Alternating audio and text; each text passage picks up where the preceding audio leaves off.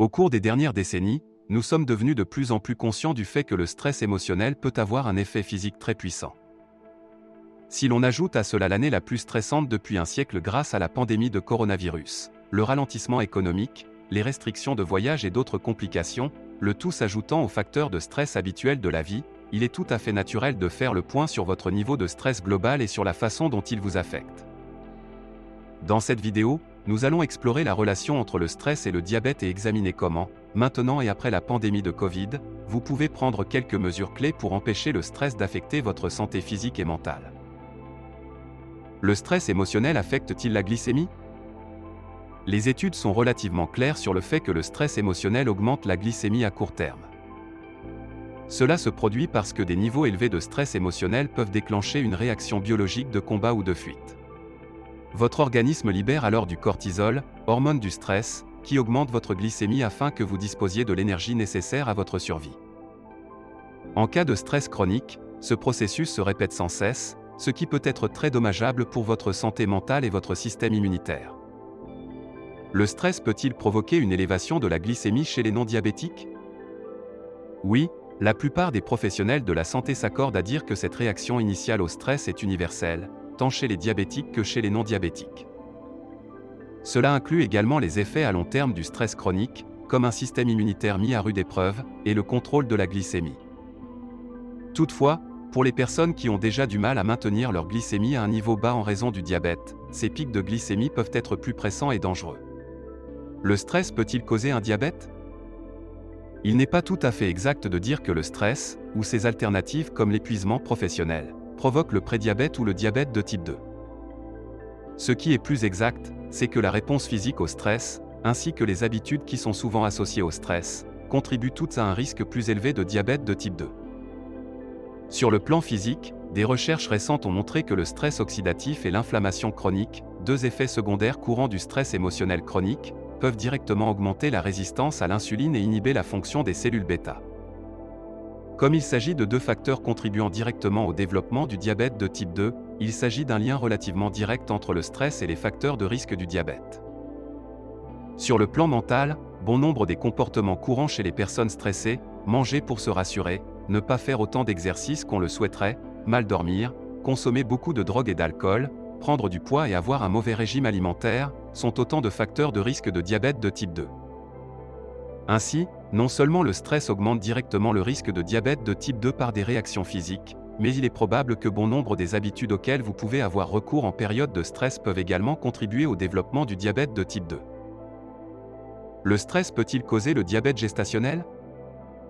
Le diabète gestationnel, DG, est une forme de diabète liée à la grossesse qui peut survenir soudainement pendant la grossesse.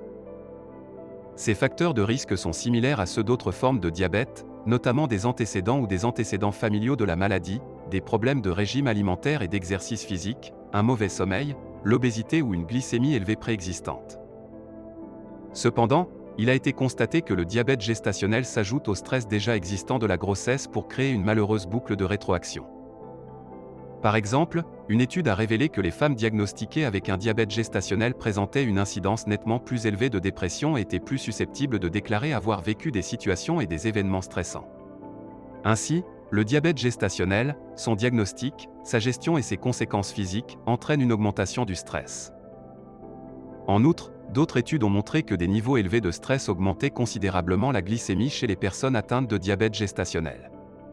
Ainsi, non seulement le diabète gestationnel est à l'origine du stress, mais ce stress aggrave les symptômes du diabète gestationnel. Si vous êtes préoccupé par votre niveau de stress ou votre état de santé général, il peut être utile de consulter votre médecin si vous envisagez de tomber enceinte, afin de vous préparer au mieux à la grossesse. Toutefois, si vous êtes confronté à une grossesse non planifiée ou si vous souffrez actuellement de diabète gestationnel, la bonne nouvelle est que de petits changements peuvent transformer cette boucle de rétroaction négative du diabète gestationnel en une boucle positive. En effet, la plupart des comportements qui réduisent le stress peuvent également réduire le risque de diabète gestationnel et de diabète de type 2, et aider à combattre la résistance à l'insuline. Vous craignez que le stress n'affecte votre bien-être ?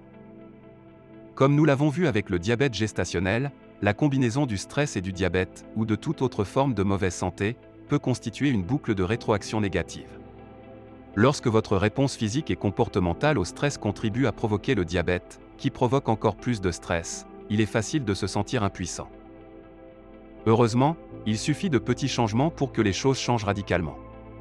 En effet, bon nombre des habitudes qui peuvent aider à soulager le stress à long terme contribuent également à réduire la résistance à l'insuline, la complication du diabète de type 2 et du diabète gestationnel, et à améliorer votre état de santé général. L'exercice physique en est un excellent exemple. Un régime alimentaire faible en graisse, à base de plantes et riche en glucides entiers en est un autre. Perdre du poids grâce à des régimes alimentaires comme le jeûne intermittent en est un troisième. Sans compter des tactiques comme dormir suffisamment, trouver du temps pour se détendre, passer plus de temps à l'extérieur et bien d'autres stratégies dont il est prouvé qu'elles aident à contrôler et à réduire le stress. Nous verrons dans une autre vidéo comment de simples techniques m'ont permis de mieux gérer mon stress et améliorer ma vie avec le diabète de type 1.